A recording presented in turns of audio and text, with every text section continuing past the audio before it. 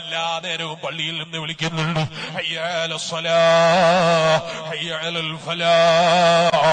നിസ്കാരത്തിലേക്ക് വരണം, വിജയത്തിന്റെ വഴിയിലേക്ക് വരണം. അത് തെരഞ്ഞെടുപ്പിന്റെ വിജയമല്ല, താൽക്കാലികമായ വിജയമല്ല, ശരിയായ ലോകത്തേക്കുള്ള വിജയത്തിന്റെ വഴിയിലേക്ക് കിടക്കാൻ 5 നേരം പള്ളിയിൽ നമ്മൾ ഒരാളെ നിശ്ചയിച്ചിട്ട് വയല് പറഞ്ഞുകൊണ്ട് അയാൾ നമ്മളെ വിളിക്കുന്നുണ്ട്, ക്ഷണിക്കുന്നുണ്ട്.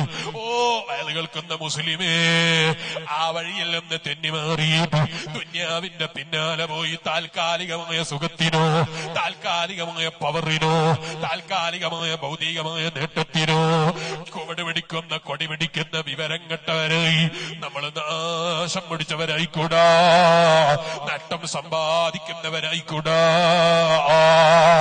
മറിച്ചോ നമ്മളെ ജീവിതം അള്ളാഹുവിന്റെ തൃപ്തിക്ക് വേണ്ടി എല്ലാ ശഹബത്തുകളെയും വലിച്ചെറിഞ്ഞ്, എല്ലാ സുഖങ്ങളെയും വലിച്ചെറിഞ്ഞ്, ഒരു സുഖത്തിനും ഹൃദയത്തിന്റെ ഉള്ളിൽ സാന്നിധ്യം നൽകാതെ ലോകത്തിന്റെ മുഴുവനും അധിപനായ റബ്ബിനെ വഴിപ്പെടുന്നതിൽ സുഖം കണ്ടെത്തിയിട്ട് ദിക്റിലായി സുഖത്തിനും സന്തോഷത്തിലും ജീവിക്കുന്ന മോമിനാണോ, അവരെ കുറിച്ചാണ് അല്ലാഹുവിന്റെ ഖുർആൻ എന്നെയും നിങ്ങളെയും പരിചയപ്പെടുത്തിയത്. അലാ, നിങ്ങൾ അറിയണം, ദിക്റില്ല, അള്ളാഹുവിന്റെ ദിക്റുണ്ടല്ലോ, തത്മഇന്നുൽ ഖുലൂബ്, ഹൃദയത്തിന് സമാധാനം നൽകും, ഹൃദയത്തിന് സുഖം നൽകും.